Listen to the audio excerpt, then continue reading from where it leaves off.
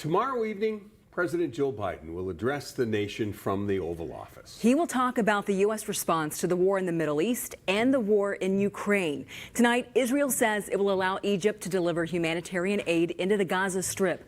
Water, food, and other supplies will be brought into the region that's been cut off from resources during the war. Tensions have heightened in the last day after a blast at a Gaza City hospital reportedly killed hundreds of people. Hamas blames Israel.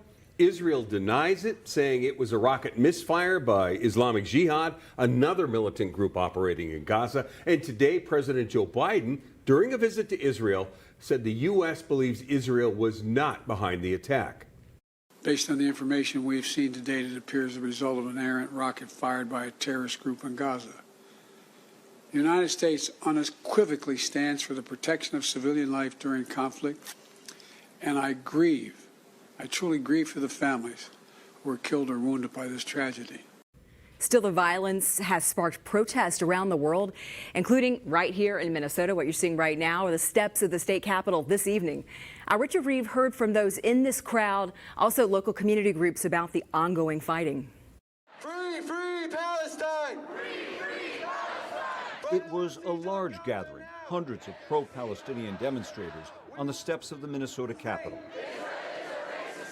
I have been honestly traumatized by the events that I've been seeing going on in Gaza. Some here watching closely the fighting in Israel and Gaza. It's a 74-year-long conflict that has only grown more devastating with time. Others are calling for a two-state solution as the best hope for peace, an independent Palestinian state alongside Israel, giving both sides their own territory. An establishment of a state in the Palestine that has rights for everyone, for Jews, for Muslims, for Christians, with democracy and civil rights that are enshrined for everyone.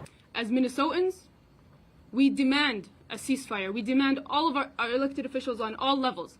Earlier Wednesday, the Minnesota chapter of the Council on American Islamic Relations called for a ceasefire between Israel and Hamas. Why ceasefire? It is the most important step right now. Nothing short of a ceasefire to allow for humanitarian aid to be given to people in Gaza and as well in Israel. President Joe Biden, traveling to Israel, reaffirmed America's support. I come to Israel with a single message. You're not alone. You are not alone. Ceasefire, well, that's hard to imagine with Americans held hostage right now in Gaza. Steve Hunix is the executive director of the Jewish Community Relations Council of Minnesota and the Dakotas. He says a ceasefire would have security implications.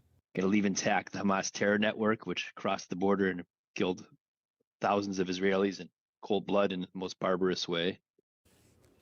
The Council on Foreign Relations says multiple U.S. administrations have proposed a peace process that would result in two states, one Israeli and one Palestinian. Honig says he tries to remain optimistic. He recalls how the Egyptian-Israeli war in 1973 ended with a peace treaty. But both Honig and several people at the Capitol told us they believe this will be a long and tough war, Kevin. Okay, that's Richard Reeve reporting. And across the U.S., similar messages at other pro-Palestine rallies. In downtown Chicago, a rally called for a ceasefire.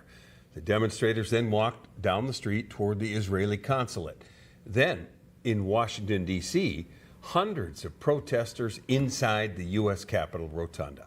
More than 300 people were arrested.